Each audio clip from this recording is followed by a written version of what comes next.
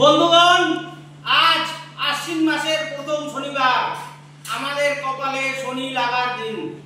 Already আপনারা যারা হাটে বাজারে ঘুরে বেড়ান, গতকাল শুক্রবার সারাদিন অ্যানাউন্স হয়েছে আজকে শনিবার ভোর ৫টা থেকে জানি না কয়টা অবধি, ধরে নেন মোটামুটি বিকেল ৩টে ৪টা ৫টা অবধি ইলেকট্রিসিটি থাকবে না।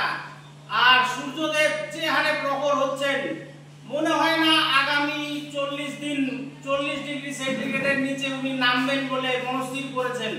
হয়তোবা কার্তিক মাসে ঝড় বৃষ্টি আসলে হয়তোবা আমরা উত্তরবঙ্গবাসী, ঘোকসাডাঙ্গাবাসী, কোচবিহারবাসী একটু ঠান্ডার আবহাওয়া পাবো।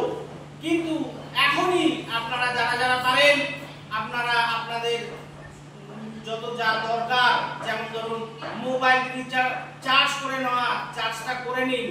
এখন রাত্রি 12টা কয় মিনিট আছে, আপনি মোটামুটি 5 ঘন্টার কাছাকাছি সময় পাবেন।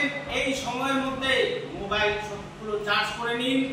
আপনার জল, ট্যাঙ্কে জল নেই, জলের সুইচটা অন করে দেন, জলের পাম্প দিয়ে জল তুলে নেন এবং অন্যান্য যা যা চার্জিং জিনিসপত্র আছে, বাচ্চা কাচ্চা আছে, ছোট চার্জার ফ্যান আছে, সেগুলো আপনারা চার্জ করে নিন। জনস্বার্থে, আমাদের ঘোকসাডাঙ্গাবাসীর স্বার্থে এই কথাটা আপনাদের সবার কাছে রাখলাম।